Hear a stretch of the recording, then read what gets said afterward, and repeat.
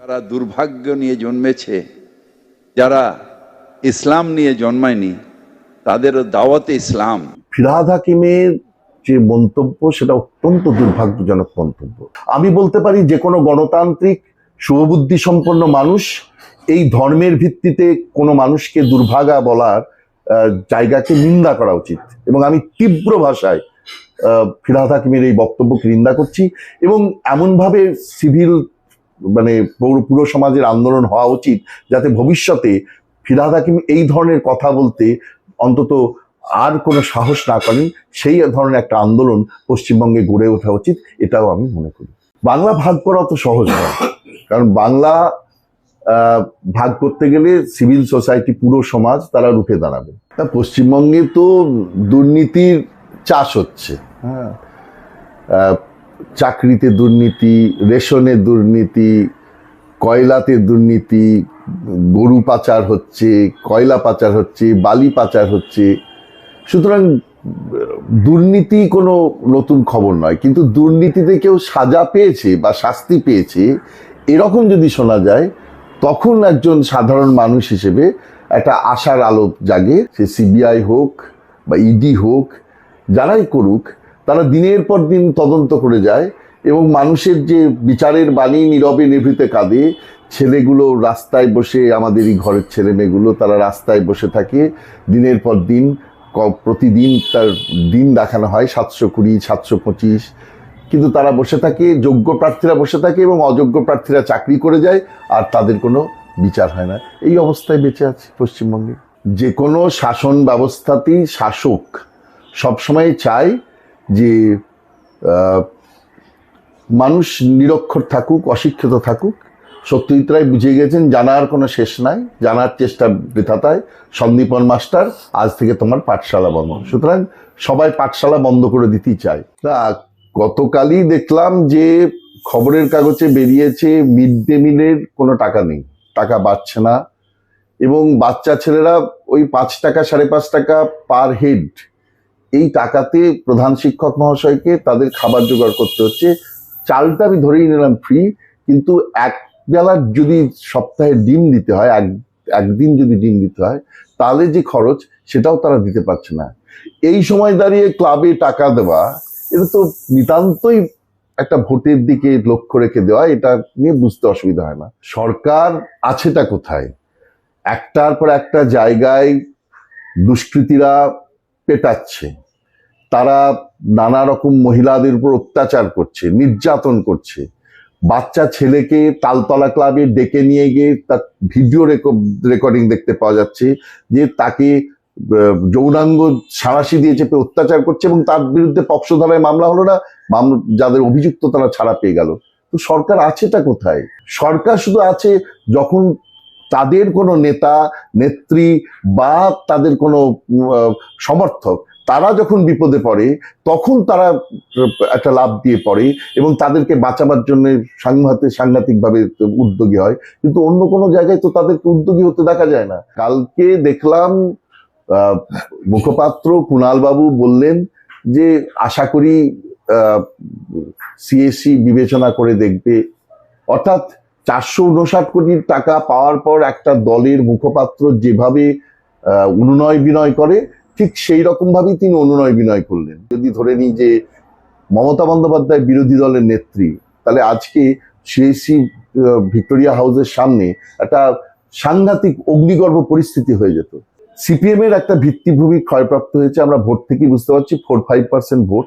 বিজেপির ক্ষেত্রে বিজেপির একটা বিরাট সমর্থন ভূমি বেড়েছে, সেটা ঠিকই আছে, কিন্তু বিজেপির মূল জায়গাটাই হচ্ছে যে তারা পশ্চিমবঙ্গের দুটো জায়গা থেকে কোনোভাবেই সমর্থন আদায় করতে পারছে না।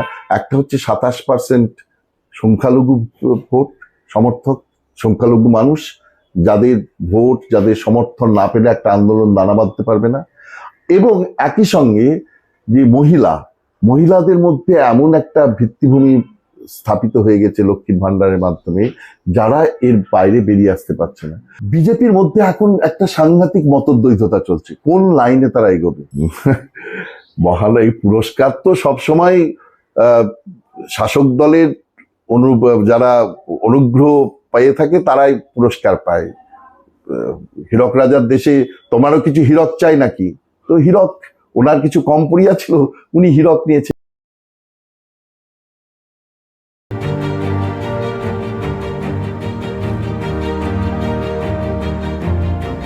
নমস্কার স্যার, কেমন আছেন? ঠিকঠাকই আছে। আচ্ছা স্যার, পশ্চিমবঙ্গের এই মুহূর্তে যে অবস্থা দেখছি, যে যেমন দুর্নীতির অভিযোগ যেরকমভাবে উঠছিল শিক্ষাক্ষেত্রে, এবার আরেকটা খবর এলো যে 17টা পুরসভার নিয়োগ দুর্নীতি নিয়ে তদন্ত শুরু করছে সিবিআই। কিভাবে দেখছেন পশ্চিমবঙ্গকে? তা পশ্চিমবঙ্গে তো দুর্নীতির চাষ হচ্ছে। হ্যাঁ, চাকরিতে দুর্নীতি, রেশনে দুর্নীতি, কয়লাতে দুর্নীতি, গরু পাচার হচ্ছে, কয়লা পাচার হচ্ছে, বালি পাচার হচ্ছে। সুতরাং দুর্নীতি কোনো নতুন খবর নয়, কিন্তু দুর্নীতিতে কেউ সাজা পেয়েছে বা শাস্তি পেয়েছে এরকম যদি শোনা যায়, তখন একজন সাধারণ মানুষ হিসেবে একটা আশার আলো জাগে। এবং কিন্তু সেই খবরটা বহু চেষ্টা করেও খুঁজে পাওয়া যাচ্ছে না, কারণ পশ্চিমবঙ্গে যারা তদন্তকারী, যারা সমিতি মানে সংস্থা রয়েছে, সে সিবিআই হোক বা ইডি হোক, যারাই করুক, তারা দিনের পর দিন তদন্ত করে যায় এবং মানুষের যে বিচারের বাণী নীরবে নিভৃতে কাঁদে। ছেলেগুলো রাস্তায় বসে, আমাদেরই ঘরের ছেলে মেয়েগুলো, তারা রাস্তায় বসে থাকে দিনের পর দিন। প্রতিদিন তার দিন দেখানো হয় 720, 725, কিন্তু তারা বসে থাকে, যোগ্য প্রার্থীরা বসে থাকে এবং অযোগ্য প্রার্থীরা চাকরি করে যায়, আর তাদের কোনো বিচার হয় না। এই অবস্থায় বেঁচে আছে পশ্চিমবঙ্গে। 4 লাখ পরীক্ষার্থী কমেছে স্যার মাধ্যমিকে। এইভাবে কি কোনো রাজ্যের শিক্ষা ব্যবস্থা চলতে পারে স্যার? মনে হয় পুরো শিক্ষা দপ্তর জেলে স্যার। যে কোনো শাসন ব্যবস্থাতেই শাসক সবসময় চায় যে মানুষ নিরক্ষর থাকুক, অশিক্ষিত থাকুক। সত্যজিৎ রায় বুঝে গেছেন জানার কোনো শেষ নাই, জানার চেষ্টা বৃথাতায়।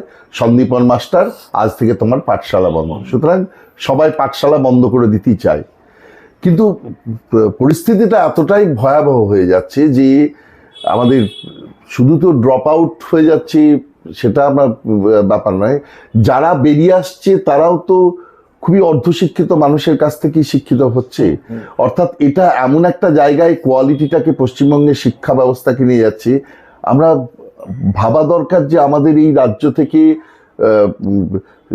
রবীন্দ্রনাথ ঠাকুর বেরিয়েছেন, অমর্ত্য সেন বেরিয়েছেন এবং অভিজিৎ বিনায়ক ব্যানার্জি বেরিয়েছেন, শুধু আমি বলছি শিক্ষাক্ষেত্রে।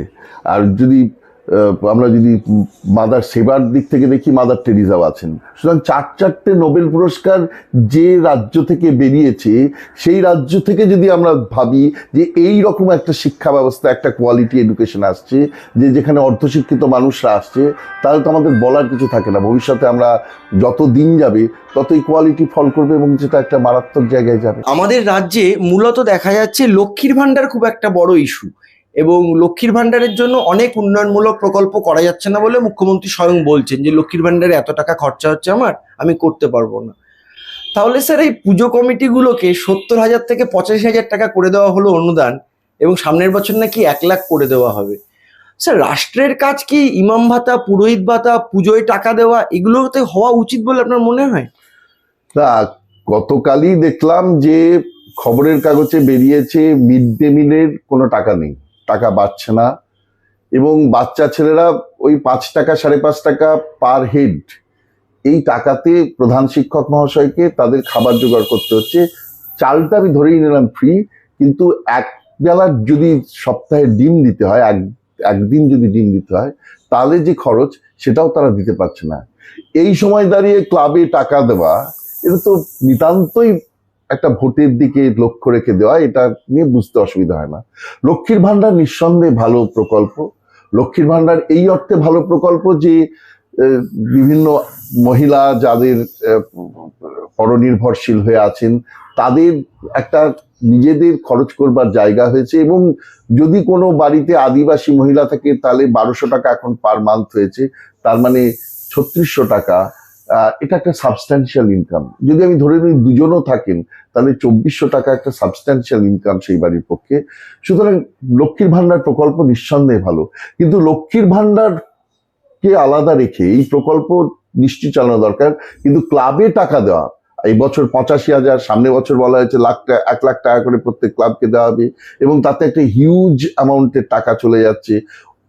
ইমাম ভাতা, পুরোহিত ভাতা, এই সমস্ত দিয়ে, এবং বিভিন্ন মেলা, বিভিন্ন জায়গায় মেলা করে বা ইত্যাদি করে যে টাকা অর্থের অপচয় হচ্ছে, সেগুলো না করে কনস্ট্রাকটিভ ওয়েতে লক্ষ্মীর ভান্ডার চালু থাকুক, এই ধরনের প্রকল্প চালু থাকুক, সামাজিক প্রকল্প চালু থাকুক, কিন্তু তার পাশাপাশি মিড ডে মিলটা চলুক, প্রত্যেকটা স্কুলে যাতে শিক্ষক আসে সেটার ব্যবস্থা দেখা হোক, বাচ্চা ছেলেগুলো যাতে একটা টিচার প্যারিটি থাকে, স্টুডেন্ট টিচার প্যারিটি থাকে, সেই রকম একটা ব্যবস্থা দেখা হোক। এইগুলো ভীষণ ইম্পর্ট্যান্ট। অথচ এই বিভিন্ন অকাজে টাকা খরচ করা হচ্ছে শুধুমাত্র ভোটের দিকে, যাতে তো নজর রেখে যাতে পরবর্তীকালের 26-এর ভোটে এই ক্লাবগুলো একটা সিগনিফিক্যান্ট রোল নিতে পারে ভোট মোবিলাইজ করার ক্ষেত্রে।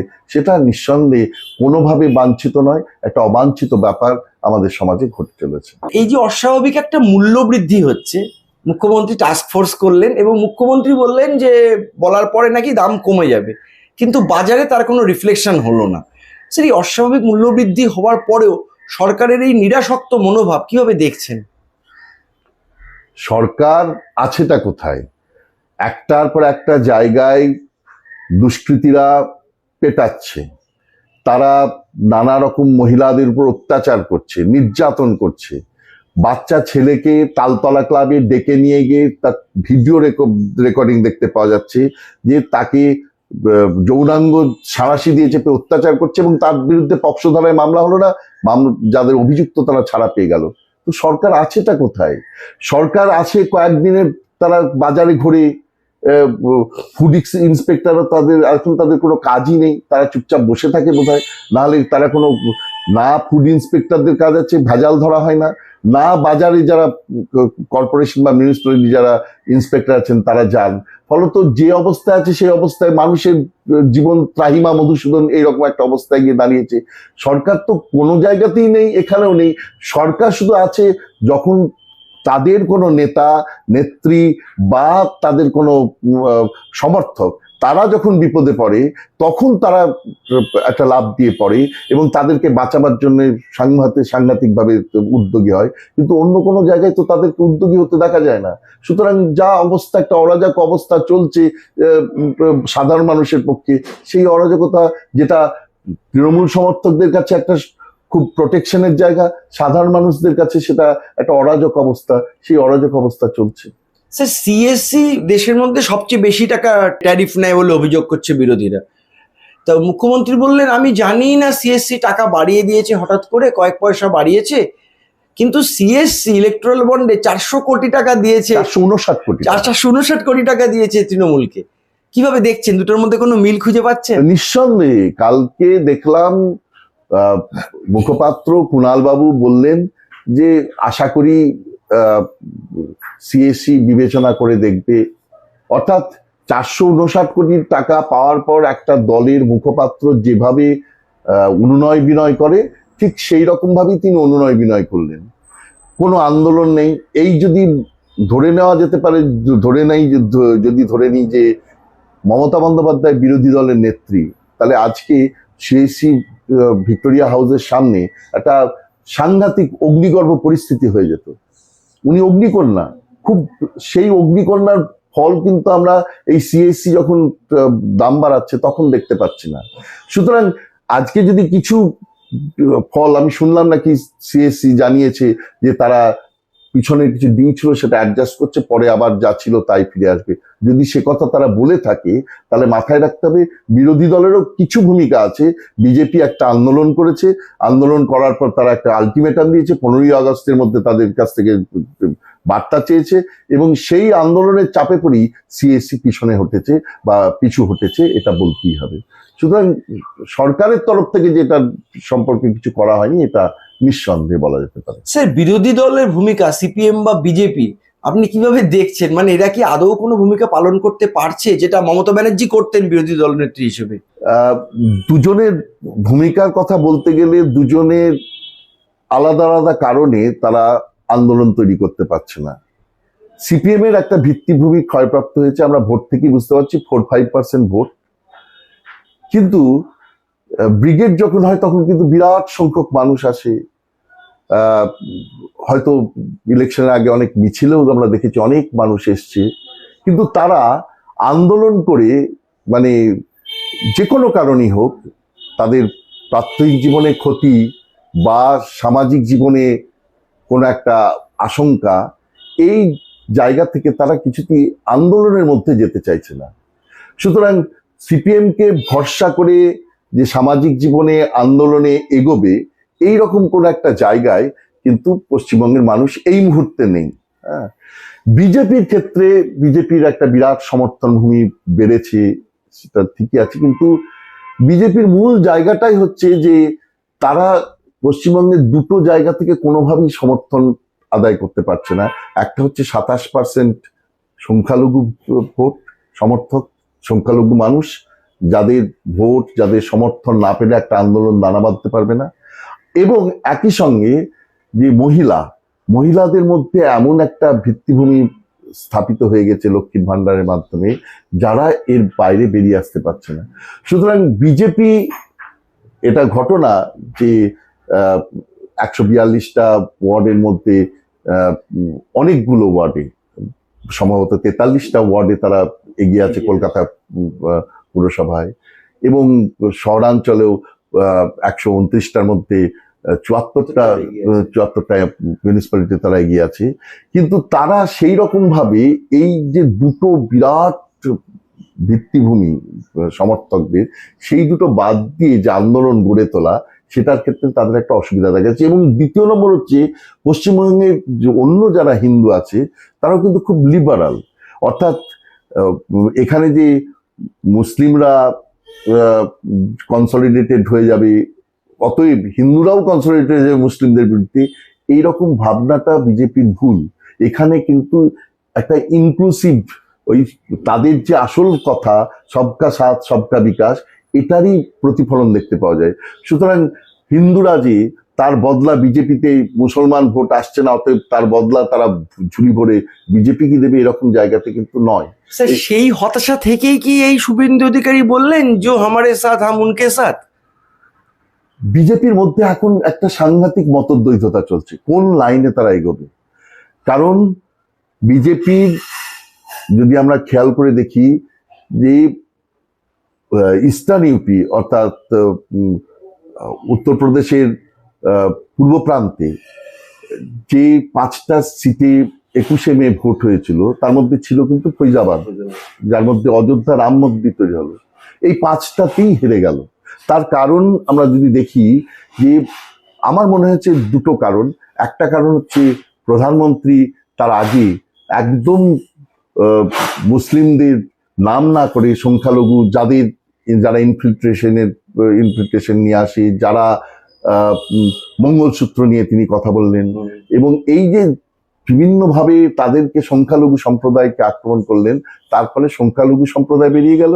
অন্যদিকে জেপি নাড্ডা 18ই মে তার একটা বক্তব্য রাখলেন, আরএসএস এর দরকার নেই, সেটা আরএসএসও দূর হয়ে গেল, এবং ফলত দেখা গেল যে 5টা জায়গাতেই তারা 5টা সিটি তারা হেরে গেল। সুতরাং বিজেপির মধ্যে কিন্তু এখন একটা এই যে সিঙ্গল মেজরিটি না পাওয়া, পশ্চিমবঙ্গে 42টার মধ্যে তাদের 18 ছিল, এখন তাদের 12তে চলে আসা, এই সব মিলিয়ে একটা অদ্ভুত দোদুল্যমানতা দিকে তারা এগোচ্ছে যে কোন দিকে যাবে। তারা কি সবকা সাথ সবকা বিকাশে থাকবে, নাকি কড়া হিন্দুত্বের লাইন নেবে, যে হিন্দুত্বের লাইন অলরেডি সারা ভারতে এবং পশ্চিমবঙ্গে রিফিউজ হয়ে গেছে, প্রত্যাখ্যান করা হয়ে গেছে। তাহলে তারা কোন লাইন এগোবে, এই জায়গা থেকেই তাদের মতবিরোধ এবং বা মতদ্বন্দ্ব, মতদ্বৈধতা, এবং সেখান থেকে দাঁড়িয়েই কিন্তু শুভেন্দু অধিকারী কড়া হিন্দুত্বের লাইন আরো বেশি করে যাতে পশ্চিমবঙ্গে নেওয়া যায়, সেইটা কথাটা বলবার জন্য এটা বলেছেন। সুতরাং এটা একটা ইডিওলজিক্যাল শিফটের জায়গায় যাচ্ছে। যে শিফটের কথা আদৌ হবে কিনা সেটা এখনো বোঝা যাচ্ছে না, কিন্তু কোন লাইনে পরবর্তীকালে যাবে বিজেপি, সেই দোদুল্যমানতা থেকেই শুভেন্দু অধিকারীর কথা, বা পরবর্তীকালে এই যে নানা জন যে বলছে যে পশ্চিমবঙ্গকে, যেটা নিশিকান্ত দুবে। স্যার, আমি এই পয়েন্টটাতে আসতে চাইছিলাম যে নিশিকান্ত দুবে বললেন যে মালদা, মুর্শিদাবাদ এবং বিহারের কিছু জেলাকে কেন্দ্রশাসিত অঞ্চলের মতো করে ট্রিট করতে। তাকে আবার সমর্থন জানালেন মুর্শিদাবাদের বিজেপি বিধায়ক গৌরীশঙ্কর। এখন প্রশ্ন হচ্ছে যে আপনি কি বাংলা ভাগের আশঙ্কা করছেন এর মধ্যে দিয়ে? বাংলা ভাগ করা অত সহজ নয়, কারণ বাংলা ভাগ করতে গেলে সিভিল সোসাইটি, পুরো সমাজ তারা রুখে দাঁড়াবে। এবং এই যে দুটো কারণের কথা বলা আছে, কনস্টিটিউশনালি বলা আছে যে ইউনিয়ন টেরিটরি কোথায় করা যেতে পারে, একটা কালচারাল ইন্ডিপেন্ডেন্স রক্ষার জন্য, সাংস্কৃতিক স্বাতন্ত্র্য রক্ষার জন্য, অথবা যদি গভর্নেন্স, শাসনের সাংঘাতিক অভাব ঘটে বা শাসন সাংঘাতিকভাবে বিপর্যস্ত অবস্থায় পড়ে, তাহলে সেক্ষেত্রে ইউনিয়ন টেরিটরি সেই অঞ্চলকে জুড়ে হতে পারে। যে এলাকাগুলোতে বলা আছে, বলছেন নিশিকান্ত দুবে, সেই এলাকাগুলো তো মুসলিম অধ্যুষিত এলাকা। মুসলিম অধ্যুষিত এলাকা বলে শাসনের অভাব তো পশ্চিমবঙ্গে সব জায়গায় হচ্ছে, কোথায় হচ্ছে না? সন্দেশখালী থেকে আরম্ভ করে চোপড়া পর্যন্ত একের পর এক জায়গা জেসিবি, শাহজাহান, এই ধরনের লোকেরা, তারা জয়ন্ত সিং, এরা শাসন করছে। শাসনের অভাব সব জায়গায় নেই। তাহলে সেই জায়গাগুলো থেকে আন্দোলন না করে তারা শুধুমাত্র সংখ্যালঘু অধ্যুষিত এলাকাগুলোকে নিয়ে এই যে ইউনিয়ন টেরিটরি করবার একটা চেষ্টা দেখছেন, এটা কিন্তু খুব মারাত্মক। এটা একটা স্ট্র্যাটেজি বলা যেতে পারে। তারা স্ট্র্যাটেজি বানানোর চেষ্টা করছেন কি করে এই সংখ্যালঘু সম্প্রদায় অধ্যুষিত এলাকাকে বাদ দিয়ে পশ্চিমবঙ্গে তারা বিজেপিকে পাওয়ারে, ক্ষমতায় নিয়ে আসতে পারে। তারই একটা রুডিমেন্টারি স্টেজে আছে কিন্তু এই চিন্তা ভাবনা, যেটা তারা বলবার চেষ্টা করছে সংসদের মধ্যে দাঁড়িয়ে, যেটা অত্যন্ত অনৈতিক। শুধু ধর্মের ভিত্তিতে একটা ইউনিয়ন টেরিটরি তৈরি করা যায় না, সেটা নিশিকান্ত দুবে করছেন। আর যদি ইনফিল্ট্রেশনের কথা বলতে হয়, তাহলে বিএসএফ এর ইন্টেলিজেন্স, র, সিবিআই, নিয়া, মানে ন্যাশনাল ইনভেস্টিগেশন এজেন্সি, এরকম হাজারো এজেন্সি আছে, তারা সবাই চলে আসুক না, তারা এসে আটকাক, ডিপোর্ট করুক, তাতে তো অসুবিধার কিছু নেই। কিন্তু এই যে ভাবনা চিন্তা, এটা কিন্তু অনৈতিক এবং মারাত্মক ভাবনা চিন্তা, যে জায়গাতেই আমরা সংখ্যালঘু দেখবো সেইগুলোকে কোনো না কোনোভাবে ইউনিয়ন টেরিটরি বা অন্য রাজ্যের সঙ্গে যুক্ত করে অনৈতিকভাবে বিজেপিকে ক্ষমতায় নিয়ে আসবার চেষ্টা করব, এটা অনৈতিক, এটা ভাবা উচিত নয়। পশ্চিমবঙ্গের মুখ্যমন্ত্রী মমতা ব্যানার্জি দিনের পর দিন নীতি আয়োগের বৈঠক বাতিল করেছেন, যাননি। এবার যখন ইন্ডিয়া জোটের প্রায় সমস্ত মুখ্যমন্ত্রীরা অস্বীকার করছেন যেতে, তখন উনি কিন্তু প্রথম থেকেই যাওয়ার কথা সম্মতি জানাচ্ছিলেন। নিশিকান্ত দুবের ঘটনাটা 2-3 দিন আগে, কিন্তু উনি তার অনেক আগে থেকেই সম্মতি জানিয়ে দিয়েছেন। হঠাৎ করে কেন নীতি আয়োগের বৈঠকে যাওয়ার দরকার হলো? তার কারণ পশ্চিমবঙ্গের বঞ্চনা নিয়ে উনি আগেও বলতে পারতেন, আগের মিটিংগুলোতেও উনি যাননি। এবার উনি যেটা বলছেন যে প্রধানমন্ত্রী থাকবেন, আমাকে অ্যাপয়েন্টমেন্ট দেন না, আমি ওখানে বলতে পারবো। কিন্তু অনেকে বলছে, অর্থাৎ রাজনৈতিক মহলের একাংশের বিশ্বাস, যে 17ই জুলাই অভিষেক বন্দ্যোপাধ্যায়ের উপর থেকে রক্ষা কবচ উঠে গেছে। এখন এটা কি তাকেই প্রোটেক্ট করার জন্য, নাকি সত্যি রাজ্যের দাবি দেওয়ার জন্য যাওয়া বলে মনে হয়? একটা মুখ্যমন্ত্রী যখন এইরকম নীতি আয়োগের বৈঠকে যান, তার অনেকগুলো এজেন্ডা থাকে। হ্যাঁ, তার নিশ্চয়ই এজেন্ডা থাকে যে তার দলকে কিভাবে রক্ষা করবেন, তার পার্সোনাল ক্যারিজমাকে কি করে রক্ষা করবেন, এবং তার সঙ্গে রাজ্যের বাসিন্দাদের কিছু সুযোগ সুবিধা কি করে নিয়ে আসবেন। এটা ঘটনা যে অভিষেক বন্দ্যোপাধ্যায়ের উপর থেকে রক্ষা কবচ উঠে গেছে, সুতরাং বিরোধীরা তারা ভীষণভাবেই বলছে যে তারা এই কারণেই তিনি প্রধানমন্ত্রীর সঙ্গে কোনোভাবে মতবিরোধে যেতে চাইছেন না। কিন্তু তার পাশাপাশি এটাও ঘটনা যে দুটো ব্যাপার। এক, কিন্তু ইন্ডিয়া জোটের তাদের কোঅর্ডিনেশনটা এরকম স্ট্রং ছিল না যে একসঙ্গে বসে একটা সিদ্ধান্ত নেয়। তাহলে আমরা পরিষ্কারভাবে মমতা বন্দ্যোপাধ্যায়কে কিন্তু বলতে পারতাম যে তিনি ইন্ডিয়া জোটের বক্তব্য মানলেন না, তিনি চলে গেলেন। অর্থাৎ কোঅর্ডিনেশনে এরকম কথা বলা হয়নি যে সবাই বয়কট করবেন। আর দ্বিতীয় আর একটা জায়গা, দুভাবে সংসদীয় উপায়ে একটা প্রতিবাদ জানা যায়। এক হচ্ছে সভার মধ্যে থেকে, আর একটা হচ্ছে সভা থেকে বাইরে, মানে সম্পূর্ণভাবে বয়কট করে। কিন্তু সভার মধ্যে থেকে যদি দাঁড়িয়ে, যদি আমি ওই ইস্যুগুলোকে বাদ রেখে যদি বলি যে অভিষেক বন্দ্যোপাধ্যায়ের ইস্যু তো অনেকদিন ধরে চর্চা চলছে, এরকম যদি হয়ে যায় প্রধানমন্ত্রীকে একটা প্রণাম করলেই প্রধানমন্ত্রী অভিষেক বন্দ্যোপাধ্যায় আবার রক্ষা কবচ তার তরফ থেকে দিয়ে দেবেন, তাহলে সেটা খুব দুর্ভাগ্যজনক ব্যাপার। তাহলে তারা তাদের মতো কাজ করবেন। কিন্তু সেটা যদি না হয়ে থাকে, তাহলে অন্য দিক থেকে বলা যেতে পারে আমাদের রাজ্যের বহু টাকা কিন্তু কেন্দ্র সরকার বাকি রেখেছেন। যদি একটু ভালো সুসম্পর্ক বজায় রেখে, বিরোধিতার সম্পর্কটাকে বজায় রেখে কমিয়ে দিয়ে, বিরোধিতার সম্পর্কটাকে কেন্দ্র রাজ্য বিরোধিতার সম্পর্ক কমিয়ে দিয়ে যদি আমরা এই জায়গা থেকে আসতে পারি যে টাকা পশ্চিমবঙ্গের জন্য কিছু টাকা এনআরইজিএতে বা অন্যান্য জায়গায় কিছু টাকা চলে আসে, তাহলে তো খুবই ভালো কথা। সেটা মানে যেরকম বিহার আর অন্ধ্রপ্রদেশের ভালো হলো, তাদের তো তারা তো ইয়ে করেছে, এটা অনৈতিক। কিন্তু এখন এই গোটা জিনিসটা যদি আমরা দেখি যে অন্ধ্রপ্রদেশ এবং বিহারের কে শুধু দেওয়া হলো অনৈতিক, তার প্রতিবাদ নিশ্চয়ই দরকার। কিন্তু প্রতিবাদ করতে গিয়ে যদি আমি শুধুই প্রতিবাদ করে যাই এবং আমার রাজ্য বঞ্চিত হয়, তাহলে আমার তো কোনো লাভ নেই। বরং কত চতুরভাবে আরো কিছু টাকা, যেটা এনআরইজি এর প্রচুর টাকা বাকি পড়ে আছে, সেই টাকাগুলো, বা আবাস যোজনার প্রচুর টাকা বাকি পড়ে আছে, সেই টাকাগুলো জোগাড় করবার যদি চেষ্টা উনি করেন, তাতে তো কোনো দোষের কিছু নেই। কারণ উনি বলেছেন, অন্তত মুখে বলেছেন যে উনি প্রতিবাদ জানাতেই যাচ্ছেন। তাহলে যদি প্রতিবাদ জানাতেই যান এবং যদি ইন্ডিয়া জোটের কোঅর্ডিনেশনে কোনো এই কথা সিদ্ধান্ত, সর্বসম্মত সিদ্ধান্ত না হয়ে তাকে বয়কট করব, তাহলে তিনি গিয়ে প্রতিবাদ জানাবেন এবং সেই সুযোগে যদি কিছু ট্র্যাক টু ডিপ্লোম্যাসি করে কিছু টাকা যদি ব্যবস্থা করতে পারেন, that would be well and good for West Bengal. Sir, আপনি আবাস যোজনার কথা বললেন, অনেক টাকা বাকি পড়ে আছে। স্যার, আমি 4টে জেলার নাম বলছি, মালদা, হুগলি, পূর্ব বর্ধমান এবং দার্জিলিং। 4টে জেলাকে জরিমানা দিতে হয়েছে আবাস যোজনায় দুর্নীতির জন্য আমাদের রাজ্যে। এবং বেশিরভাগ ক্ষেত্রে যে এখনো জেলে রয়েছেন এই শিক্ষা নিয়োগ দুর্নীতি নিয়ে, যে শান্তনু, তার বাড়ির পাঁচিল তৈরি হয়েছিল এই আবাস যোজনার টাকা থেকে। এমনকি এই বকটুইতে যে হত্যাকাণ্ডটা হলো, মানে তৃণমূলের ইন্টারনাল ক্লাসে যে মারা গেল, তাদের ক্ষতিপূরণ নাকি দেওয়া হয়েছে, এরকম শোনা যাচ্ছে, যে মিড ডে মিলের টাকা থেকে। এখন এগুলো যখন অডিটে আসছে, যেটা বিজেপি অনেক সময় বলছে যে তারা তো কোনো ইউটিলাইজেশন সার্টিফিকেটই জমা দিতে পারছে না, তাহলে তো টাকা আটকে থাকবেই। এখন এটা কি সত্যি তাই বলে মনে করেন, নাকি এটা কোনো একটা প্রতিহিংসামূলক কাজ করছে বিজেপি? দুটোই আছে। বিজেপি কিন্তু আজ পর্যন্ত কেন্দ্র সরকারের তরফে এনআরইজিএ এবং আবাস যোজনার জন্য একটা শ্বেতপত্র প্রকাশ করেনি যে পশ্চিমবঙ্গ কতখানি টাকাতে তাদের দুর্নীতি হয়েছে। এই দুর্নীতির অঙ্ক তারা প্রকাশ করছে না। এখন সেটা প্রকাশ না করার পিছনে কি কারণ, সেটা বিজেপি ভালো বলতে পারবে। কিন্তু আমরা মনে করতে পারি যে পশ্চিমবঙ্গ সরকার নিশ্চয়ই তারা দুর্নীতি করেনি বলে তারা প্রচার করবে, কিন্তু বিজেপি যে কেন্দ্র সরকার, তো তারা একটা শ্বেতপত্র বার করতেই পারতো যে এত টাকা দুর্নীতি হয়েছে আবাস যোজনায় এবং এত টাকা দুর্নীতি হয়েছে, সেটা কেন্দ্রীয় সরকারি তরফে। সেই সরকারি তরফে কিন্তু কোনো শ্বেতপত্র নেই।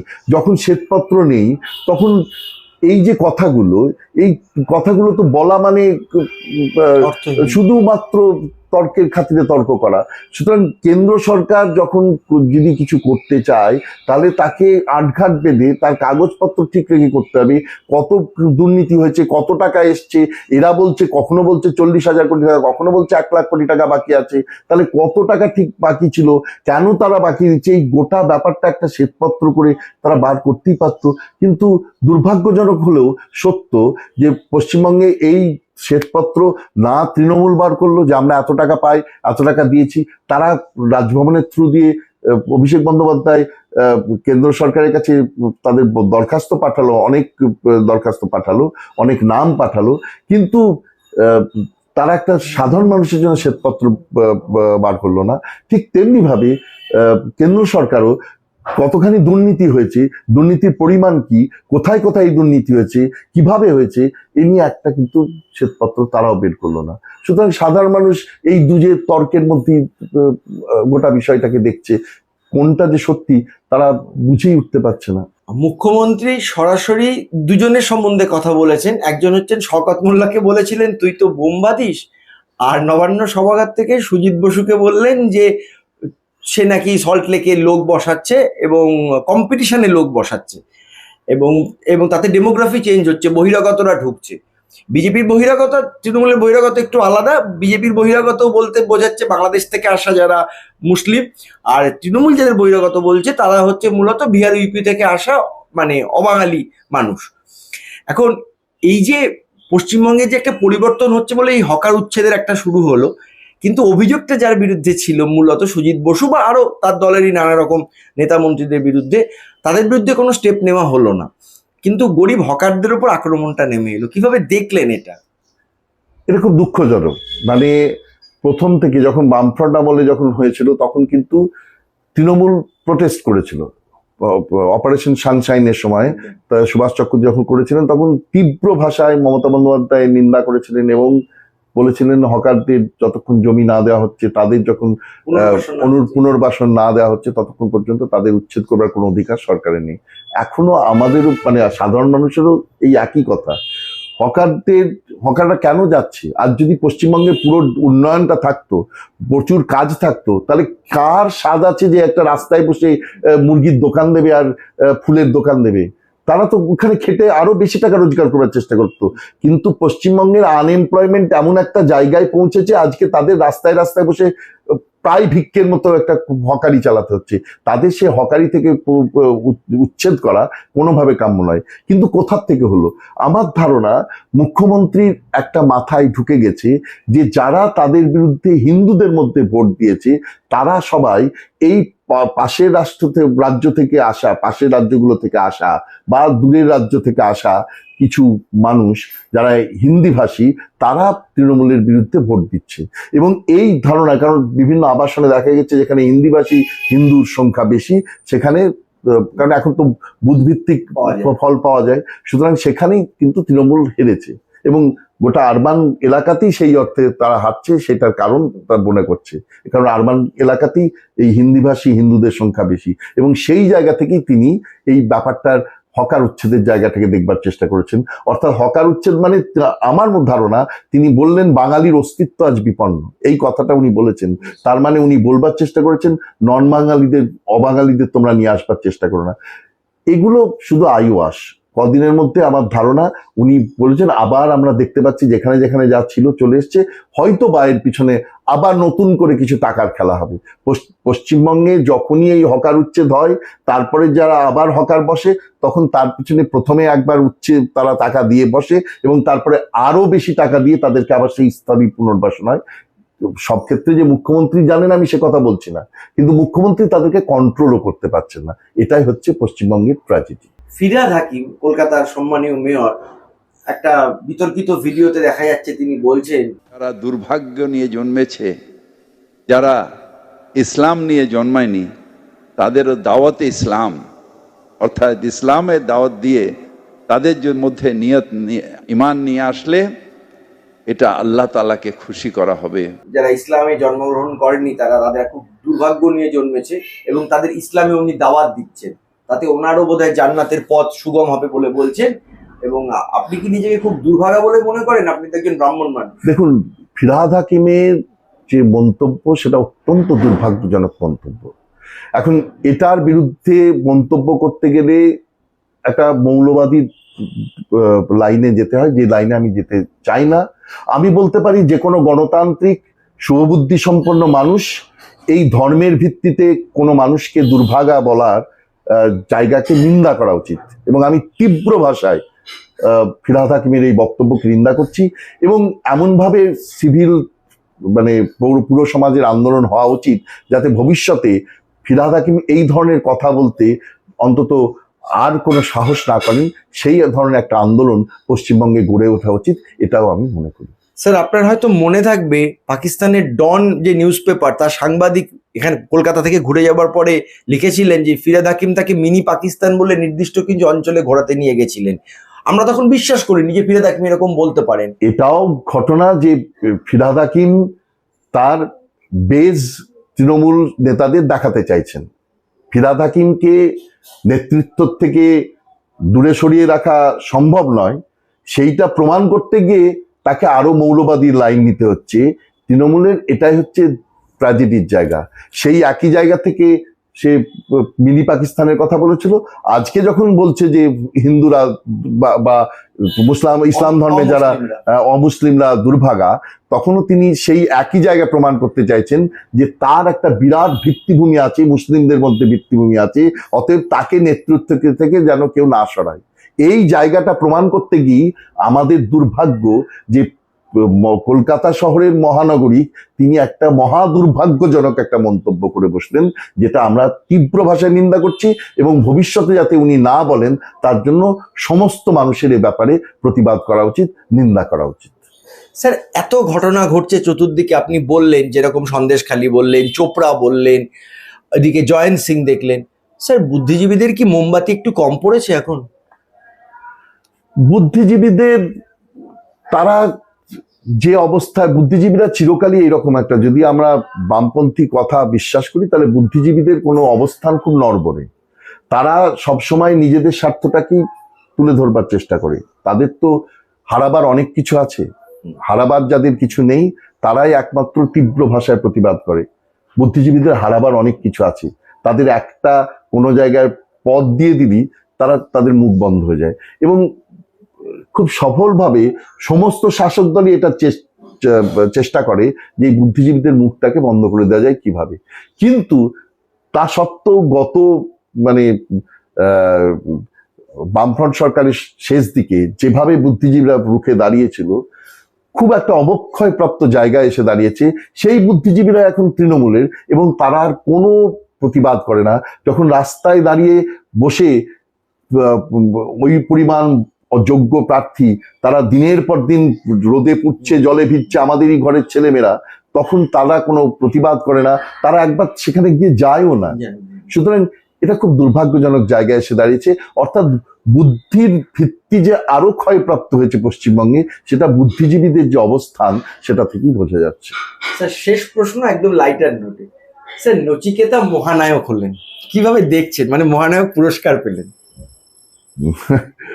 মহানায়ক পুরস্কার তো সবসময় শাসক দলের যারা অনুগ্রহ পেয়ে থাকে তারাই পুরস্কার পায়। হীরক রাজার দেশে তোমারও কিছু হীরক চাই নাকি? তো হীরক, ওনার কিছু কম পড়িয়া ছিল, উনি হীরক নিয়েছেন। এই সম্বন্ধে বলার কি আছে? নচিকেতা ভালো গায়ক, তিনি ভালো গান বাঁধেন, আমার নচিকেতার গান খুব ভালো লাগে, কিন্তু তার পুরস্কার পাওয়া নিয়ে আমার কোনো মন্তব্য নেই। কিন্তু এই পুরস্কার সাধারণভাবে আমি বলতে পারি, এই মহানায়ক পুরস্কার তো মানে নচিকেতার কতগুলো সিনেমা আপনি দেখেছেন স্যার? নচিকেতার সিনেমা দেখিনি, কিন্তু হয়তো সাংস্কৃতিক জগতের মহানায়ক হিসেবে তাকে বলবার চেষ্টা করা হয়েছে। মহানায়ক যে জায়গায় দাঁড়িয়ে আছেন তার তুলনায় যদি ভাবার কথা বলা হয় তাহলে কেউ নয়। হ্যাঁ, কোনো মহানায়ক পুরস্কারই কারোর জন্য যোগ্য হতে পারে না। তবে নচিকেতার গান ভালো লাগে, নচিকেতা খুব ভালো গান বাঁধেন, কিন্তু এই পুরস্কার সাধারণভাবে যারা শাসক দলের অনুগ্রহ লাভ করেন তারাই পেয়ে থাকে। ও নচিকেতা তার খুব প্রিয় পাত্র, সুতরাং তিনি পেয়েছেন, এতে আমার জরুরি কিছু নেই। অনেক ধন্যবাদ স্যার, নমস্কার।